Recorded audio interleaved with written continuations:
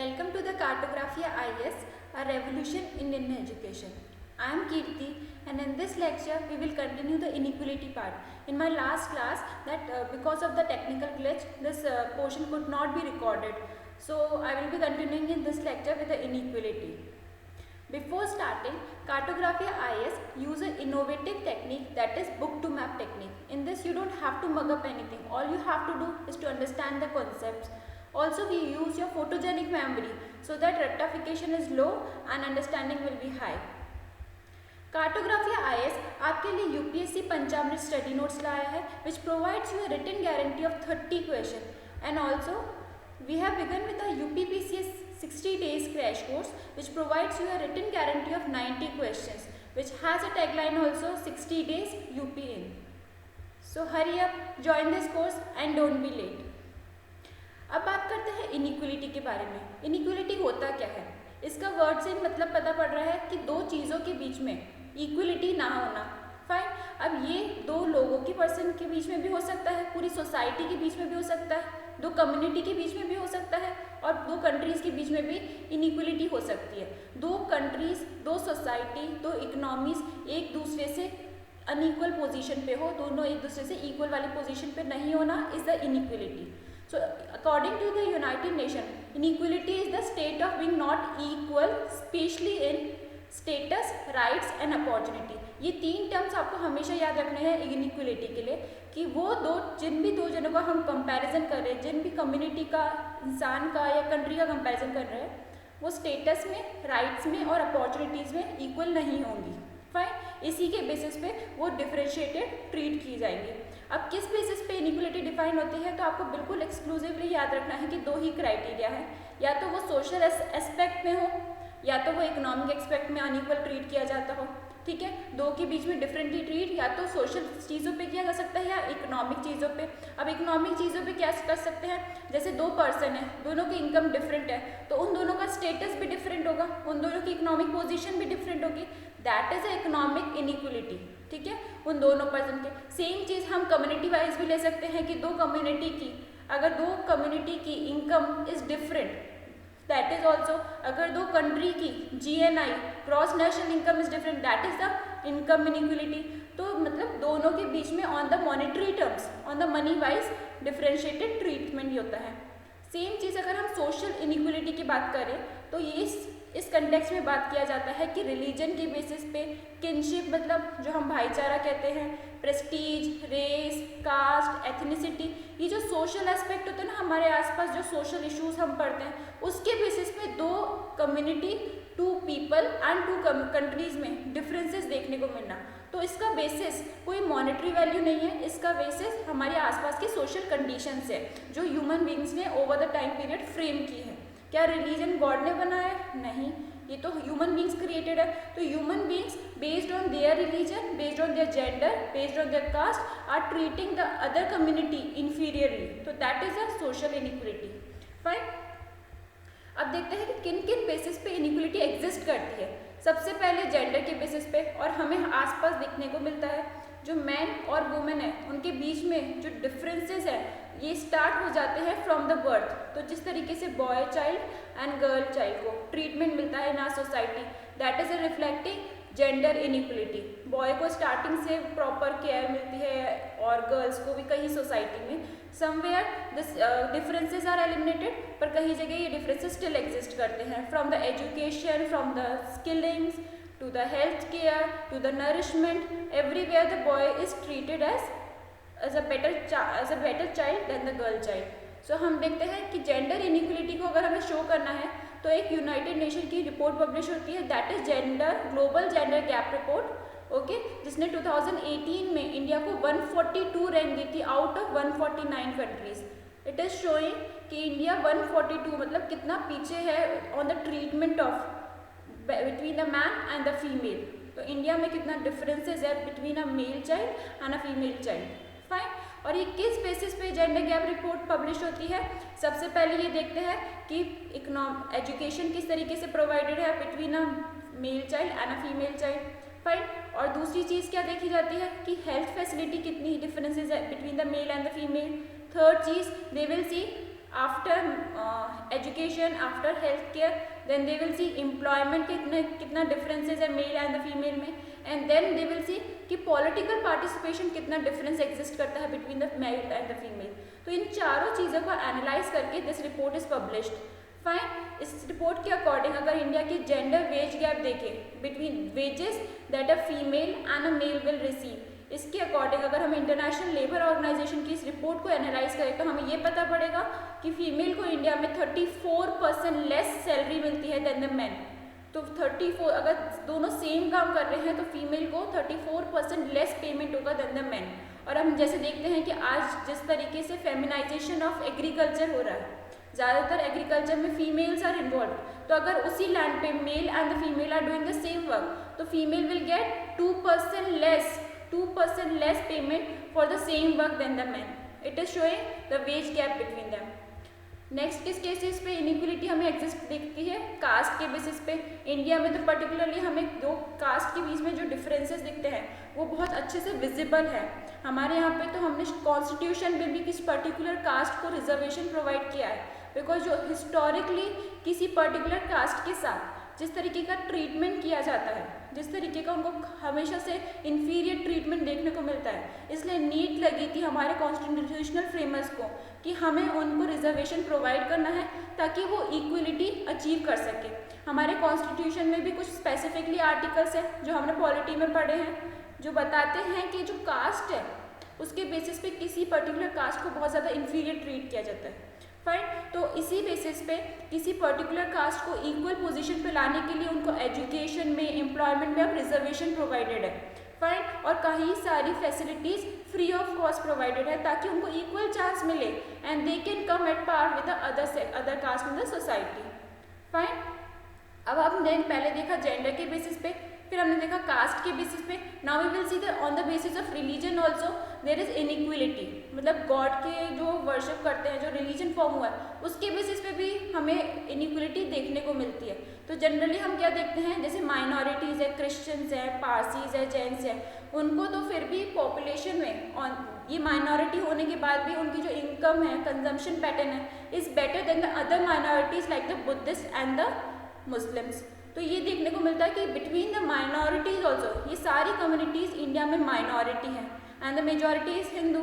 ये सारी माइनॉरिटीज़ होने के बाद भी तो कुछ माइनॉरिटी को तो still they are getting the priority in the government policies, in the treatment by the society, but कुछ community like the Muslims and the Buddhist still they are treated very bad then the other minority community. और इसका सबका differences create करने का, inequality create करने का basis सिर्फ ये बनता है जो हमारी स्टीरियोटाइप्स होती हैं, हमारे जो प्रिजुडिसेस होते हैं, जो पूरी रूढ़िवादी सोच होती है कि ये कास्ट अच्छी नहीं है, ये रिलीजन अच्छा नहीं है, वही बेसिस फॉर्म करती है इनइक्वलिटी एग्जिस्ट करने के लिए। और किस बेसिस पे इनइक्वलिटी एग्जिस्ट करती है? एथनिसिटी। अब एथनिसिटी क्या होती है? जनरली हम देखते हैं इंडिया में जहाँ पे सपोज करो कोई ऐसा ट्राइबल एरिया है जहाँ पे ट्राइबल कम्युनिटीज़ रहती हैं, तो उन कम्युनिटीज़ का मेन एम ये होता है कि हमें पूरी ओवरऑल सोसाइटी से जो आउटसाइड देयर ट्राइबल एरिया है उनके साथ इंटीग्रेट नहीं करना। क्यों? बिकॉज उनका ये है कि हमारा जो ट्राइबल कल्चर है उनको प्रिजर्व करके रखना है, कंजर्व करके रखना है, उसमें उनको चेंजेस नहीं चाहिए। तो ये जो ट्राइबल कम्युनिटीज़ होती है ये सारे एथनिसिटी होती है, डिफरेंट बेसिस, मतलब उनका डिफरेंट कल्चर है, उनकी डिफरेंट लैंग्वेज है, उनका जोग्राफिकल एरिया है, उनके खुद के कस्टम्स हैं, उसके बेसिस पे ये पर्टिकुलर कम्युनिटी फॉर्म होती है। तो ये हमें देखने को मिला है कि अगर हम 45% ऑफ द एसटी पॉपुलेशन आते हैं किसमें? लोअर इनकम ब्रैकेट में। क्यों? बिकॉज इस कम्युनिटी का, ये कम्युनिटी जो अपने ट्रेडिशनल प्रैक्टिसेस को प्रिजर्व करने में लगी है वो इकोनॉमिक अपॉर्चुनिटी से बिल्कुल बाहर ही रह जाती हैं। जो गवर्नमेंट की पॉलिसीज़ हो जाती हैं या गवर्नमेंट जो जितनी भी फैसिलिटीज़ प्रोवाइडेड होती हैं बाय द गवर्नमेंट, और जो जितने आसपास भी इकोनॉमिक अपॉर्चुनिटीज़, इनकम अपॉर्चुनिटीज़ है वो उसको ग्रैब नहीं कर पाते, तो they remain in the lower income bracket. Fine, तो इस नीड ऑफ द आवर है कि जो ये कम्युनिटी है जो अभी इतनी अपॉर्चुनिटीज़ का बेनिफिट नहीं उठा पाई है, इनको रिजर्वेशन प्रोवाइड करो ताकि इनको भी पार पे आने का, इनको भी इक्वल स्टेटस पे आने का विद अदर कम्युनिटीज़ चांस मिले। और किस बेसिस पे होती है? इनकम इनइक्वलिटी तो हमें देखने को मिलता है, इकोनॉमिक इनइक्वलिटी। अगर हम रिपोर्ट्स देखें तो इंडिया की जो बॉटम 60% पॉपुलेशन है, फाइन, जो बॉटम की 60% पॉपुलेशन है, जस्ट उनके पास 4.8% ऑफ द नेशनल वेल्थ है। देखिए ऊपर वाली पॉपुलेशन के पास कितना वेल्थ है, देन अराउंड 95%, और अगर हम लास्ट की 60% पॉपुलेशन देखें तो जस्ट इनके पास 5% ऑफ द नेशनल वेल्थ है। इसका बताने का मतलब सिर्फ ये है कि हमारी जो अपर पॉपुलेशन है वो इतनी वेल्दी है कि they don't have to face any difficulty for the survival, they have luxurious life. But जो बेसिक हमारे जो lower strata of the society है उनको इतनी डिफिकल्टी महसूस होती है अपनी बेसिक नीड्स को पूरी करने के लिए। फाइन, अगर हम गिनी कोफिशिएंट देखें, गिनी कोफिशिएंट हमें पता है कि मैप के थ्रू बताया चलता है कि लॉरेंस कर्व के अकॉर्डिंग अगर गिनी कोफिशिएंट में कितनी इनकम इनइक्वलिटी हमें देखने को मिलती है, इसके अकॉर्डिंग देखा जाए तो इंडिया में 0.83% गिनी कोफिशिएंट है। मतलब ये रिफ्लेक्ट कर रहा है कि हमारी कंट्री में कितनी ज़्यादा income inequality between the higher income strata and the lower income strata exist करती है, and which is highest in the world countries. Okay, अब आप पूछोगे कि अगर ये ऐसी सिचुएशन एग्जिस्ट करती हैं जहाँ पे दो कम्युनिटीज़ का on the basis of gender, on the basis of ethnicity, on the basis of caste, religion, अगर ये इनइक्वलिटी एग्जिस्ट कर रही है तो उसका इम्प्लीकेशन क्या है, उसका इफेक्ट क्या आता है? इसका डायरेक्ट इफेक्ट ये है कि सोशल कॉन्फ्लिक्ट्स जनरेट होते हैं, जो इन्फीरियर ट्रीटमेंट करा जाता है जिस कम्युनिटी के साथ, और जो अपर स्ट्रेटा पे कम्युनिटी है, इन दोनों के बीच में हमेशा टेंशन जनरेटेड होंगे। जैसे हमें देखने को भी मिलता है, जब हमने रिसेंटली हरियाणा में भी ऐसे रिजर्वेशन के लिए प्रोटेस्ट देखा था, तो हमें ये देखने को मिला था कि एक कम्युनिटी डिससेटिस्फाइड है, परेशान है कि उनको हायर इनकम अपॉर्चुनिटीज चाहिए, higher status in the society चाहिए। तो ऐसी कंडीशंस हमें देखने को मिलती है अगर इनइक्वलिटी एग्जिस्ट करेगी। साथ ही साथ अगर हम देखते हैं कि जनरली नागालैंड में हमने देखा है कि नागालैंड करके एक सेपरेटली वो अपनी कंट्री बनाना चाहते हैं, कुछ कहते हैं वो स्टेट बनाना चाहते हैं, या कुछ कहते हैं वो अपना ऑटोनोमस एरिया बनाना चाहते हैं। इस सब का पर्पस क्या है कि उनको फील होता है कि वो एक्सक्लूडेड है with the main stream India. तो गवर्नमेंट जितने बेनिफिट्स ओवरऑल इंडिया के लिए लॉन्च कर रही है, जितने प्रोवाइड कर रही है, उनके पर्टिकुलर एरिया में वो बेनिफिट्स रीच नहीं हो रहे, पहुँचे नहीं जा रहे। तो सेम इम्पैक्ट क्या होगा कि इनके में टेंशन जनरेटेड होगी और वो अपना सेपरेटिस्ट पॉलिसी से लॉन्च करेंगे। अगर हम देखें कि अगर किसी भी रिलीजियस कम्युनिटी को अगर हमने इन्फीरियर ट्रीट किया तो उनके में एक डिससेटिस्फेक्शन आएगा कि वो पार्ट ऑफ इंडिया नहीं है। Fine, just on the basis of religion अगर उनको इनइक्वल ट्रीट किया जाता है तो उनको एक्सक्लूडेड फील होने लगता है कि उनको वो उतनी अपॉर्चुनिटीज़ प्रोवाइड नहीं होती है। तो नीड ऑफ द आवर ये है कि जो कॉन्स्टिट्यूशन में प्रोविजंस है under the article 14, 15, 16 which is basically dealing with the right to equality, हर किसी को equal status, equal economic opportunity, equal education opportunity मिलनी चाहिए। इन सारे वैल्यूज़ को हमें अडॉप्ट करके उसको इम्प्लीमेंट भी करना है। ये सिर्फ कॉन्स्टिट्यूशन में just as a form of articles ना रहे, इसका real time life time implications रहे। साथ ही साथ हमें ये भी देखना है कि अगर हमने इनइक्वलिटी एग्जिस्ट किया तो जो higher incomes of the strata of the society है उनके पास तो जो अदर हेल्थ बेनिफिट्स है, जो हमारे टारगेट्स हैं, वो तो अपने रिड्यूस कर लेंगे। जैसे गवर्नमेंट ने टारगेट रखा है कि इन्फेंट मोर्टेलिटी रेट को रिड्यूस करना है, मैटरनल मोर्टेलिटी रेट को रिड्यूस करना है। अगर हम चाहें तो ये अपर स्ट्रेटा के लिए तो हम ये टारगेट्स अचीव कर सकते हैं, पर अगर हमने lower section of the society में ये टारगेट्स को अचीव नहीं करा तो इंडिया का ओवरऑल गोल अचीव नहीं हो पाएगा। फाइन, तो नीड ऑफ द आवर है कि not only upper section but the lower section also should get the benefits of these social programs, health benefits, so that the overall gain is there for the India.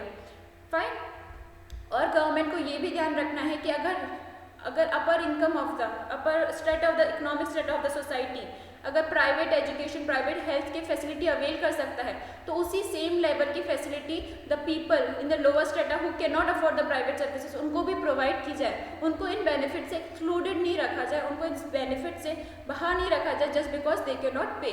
तो government के लिए ये सारे actions लेने पड़ेंगे अगर हमें social conflicts को अवॉइड करना है, हमें ये एक्सक्लूडेड वाली फीलिंग को अपने सिटीजन्स के में से हटाना है, और अगर हम चाहते हैं कि हमारी सोसाइटी ओवरऑल सोशली डेवलप हो। इसलिए कॉन्स्टिट्यूशन की ये आर्टिकल्स को भी हमें सही तरीके से इम्प्लीमेंट करना है। साथ ही साथ गवर्नमेंट के साथ हमारी सिविल सोसाइटी का भी बहुत बड़ा रोल है ऐसी चीज़ों को अचीव करने के लिए, बिकॉज जब civil society as a form of union, as a form of association form करके प्रोटेस्ट करेगी या गवर्नमेंट को अपने कंसर्न सब बताएगी तो गवर्नमेंट का उस पर ध्यान जाएगा। जैसे कल भी हमने देखा था कि जो एसएससी वाले स्टूडेंट्स थे दे वर प्रोटेस्टिंग बिकॉज उनकी वैकेंसीज को फुलफिल नहीं किया जा रहा है, उनको इकोनॉमिक अपॉर्चुनिटी, उनकी जॉब की अपॉर्चुनिटी प्रोवाइड नहीं करी जा रही है। तो तो उन्होंने डिजिटल प्रोटेस्ट किया, बट स्टिल उसका प्रेशर पड़ा गवर्नमेंट पे और गवर्नमेंट ने एक्शन लिया। तभी सही इसी तरीके से हम सोशल इशूज़ पे भी गवर्नमेंट के सामने अपने कंसर्न्स प्रेजेंट कर सकते हैं ताकि गवर्नमेंट उस पर इमीडिएट एक्शंस ले। फाइन, अभी हमें वुमेन एम्पावरमेंट भी करना है। अगर हमने जिस तरीके से वुमेन के लिए रिजर्वेशन रखा है लोकल गवर्नमेंट में, सेम चीज़ें हमें इम्प्लीमेंट करनी है लेजिस्लेचर में भी, सेंट्रल लेजिस्लेचर में भी, राज्यसभा लोकसभा में भी। अगर वुमेन पॉलिटिकली एम्पावर्ड होंगी तो they can make a great change, वो बहुत बड़ा चेंज ला सकते हैं इंडिया में in the status of how the women are presented. Fine, government ने बहुत सारे प्रोग्राम्स भी लॉन्च किए हैं गर्ल्स के एजुकेशन के लिए और फीमेल इन्फेंटिसाइड को रोकने के लिए। ये सारे efforts is aim to reduce the inequality between the female and the male child. साथ ही साथ हमें रिलीजियस इन्फीरियर स्टेटस दिया जाता है किसी पर्टिकुलर कम्युनिटी को, इन सबको हमें हटाना होगा। ये कब हट सकता है? जब हम सोसाइटी में ये जनरेट करें अवेयरनेस कि कोई कम्युनिटी, कोई भी रिलीजन, कोई इन्फीरियर नहीं होता, कोई हायर नहीं होता, all religion are equal. It is just about कि गॉड को वो वर्शिप करते हैं, they have their own god, we have different god, that doesn't mean that one religion is inferior to another. साथ ही साथ हमें ये भी गवर्नमेंट इसके लिए गवर्नमेंट स्पेसिफिकली क्या एक्शंस ले सकती हैं कि जो रिलीजियस कम्युनिटी है जिसके पास बेनिफिट्स नहीं है, जिसके को इन्फीरियर ट्रीट किया जाता है, अगर स्पेसिफिकली हमने उनको रिजर्वेशन प्रोवाइड किया तो जब वो अदर रिलीजियस कम्युनिटी के साथ पावर पे आ गई, इक्वल स्टेटस पे आ गई, then we can withdraw the reservation. तो एक बार तो गवर्नमेंट को पुश देना ही पड़ता है, गवर्नमेंट को एक बार फोर्स करना ही पड़ता है ताकि कोई सबको ले इक्वल स्टेटस और अपॉर्चुनिटी प्रोवाइड की जाए। अगर हम इनकम इनइक्वलिटी देख रहे हैं तो प्रेजेंटली हम किस टैक्सेशन पर बिलीव करते हैं? Proportional taxation. इसमें क्या होता है, किसी पर्टिकुलर इनकम स्ट्रेटा को एक टैक्स रेट पे टैक्स किया जाता है, डिफरेंट स्ट्रेटा को पर्टिकुलर टैक्स रेट पे टैक्स किया जाता है। इस चीज़ में हम ये कर सकते हैं कि अगर हमको इनकम इनइक्वलिटी रिड्यूस करनी है तो हम प्रोग्रेसिव टैक्सेशन फॉलो करें। जैसे ही किसी पर्सन की पर्टिकुलर इनकम इंक्रीज होती है तो उन पे टैक्स रेट भी इंक्रीज होती जाए। This is a progressive taxation. जैसे ही इनकम इंक्रीज हो रही है टैक्स रेट भी इंक्रीज होती जाए, not on the basis of tax slab but on the general basis. इसका डायरेक्ट इम्पैक्ट ये होगा कि गवर्नमेंट के रिसोर्सेज इंक्रीज होंगे, टैक्स रिसोर्सेज इंक्रीज होंगे और साथ ही साथ ये रिसोर्सेज यूटिलाइज करे जा सकते हैं लोअर इनकम स्टेटा को other social benefits and economic opportunities provide करने के लिए। हम ऐसे भी कर सकते हैं, हमारी टैक्स पॉलिसी में काफ़ी चेंजेस लाएं ताकि जो पीपल है उनको हेल्थ एजुकेशन फैसिलिटी, जो लोअर इनकम स्टेटा को उनको फ्री ऑफ सर्विस कॉस्ट मिले। साथ ही साथ उनको कई ज़्यादा हम ओल्ड एज पेंशन और इस तरीके से अपने मनी को यूटिलाइज कर सके, डायरेक्ट बेनिफिट ट्रांसफ़र करें फार्मर्स को ताकि हमारी सोसाइटी में इनकम इक्वलिटी आए। हम एम्प्लॉयमेंट जनरेशन करें और उन सेक्टर्स में अपना इन्वेस्टमेंट करें जो लेबर इंटेंसिव है। जो लेबर इंटेंसिव सेक्टर्स में जहाँ पे लेबर की रिक्वायरमेंट ज़्यादा है मशीन से ज़्यादा, अगर ऐसे सेक्टर में हमने इन्वेस्टमेंट किया तो वेजेस इंक्रीज होगी ऑफ द लेबर, साथ ही साथ इनकम इक्वलिटी आएगी। तो गवर्नमेंट को इस डायरेक्शन में मूव करना चाहिए, प्रोग्रेसिव टैक्सेशन पे फॉलो करना चाहिए, इनकम एम्प्लॉयमेंट जनरेशन करना चाहिए in the labour intensive sectors और साथ ही साथ हर वुमेन को, रिलीजियस कम्युनिटी को, सबको इक्वली ट्रीट करके सोशल टेंशंस रिमूव करने चाहिए। नाउ अगर हम ऑक्सफैम की रिपोर्ट के अकॉर्डिंग देखें, अगर इंडिया ने अपनी 36% ऑफ पी इनइक्वलिटी को रिमूव कर दिया तो हम अपनी कंट्री से एक्सट्रीम पॉवर्टी बिल्कुल हटा देंगे। तो ये बहुत बड़ा स्टेटमेंट है कि अगर हमने अपनी इनकम, हमारी जो इनइक्वलिटी है सोसाइटी में, उसको 36% तक भी हटा दिया तो हमारी सोसाइटी से एक्सट्रीम पॉवर्टी टोटली रिमूव हो जाएगी। So it is a very great initiative. हमें इस तरह डायरेक्शन में मूव करना चाहिए, सोसाइटी की टेंशन्स को और आसपास की टेंशन्स को रिमूव करना चाहिए। और अगर हमने हमारी 50% of the population that is women को प्रोडक्टिवली यूज़ किया as a form of human resource तो इंडिया की जीडीपी कई ज़्यादा इंक्रीज हो सकती है। तो नीड ऑफ द आवर है कि हम अपनी पॉपुलेशन को, हमारी half of the population that is women, उनकी भी पोटेंशियल को रियलाइज़ करके उनको प्रॉपर्ली यूटिलाइज करें और साथ ही साथ सोसाइटी में हार्मनी लाएं और टेंशन्स को रिड्यूस करें। That is good for overall society. तो उम्मीद करती हूँ ये लेक्चर आपको अच्छा लगा होगा। If you want to connect with us so you can follow us on the Twitter, Facebook, Instagram and YouTube. Also if you want to join our UPPCS 60 days crash course which have already begun, or if you want to purchase our UPSC study notes, so you can contact on this number or you can click on the link in the description box.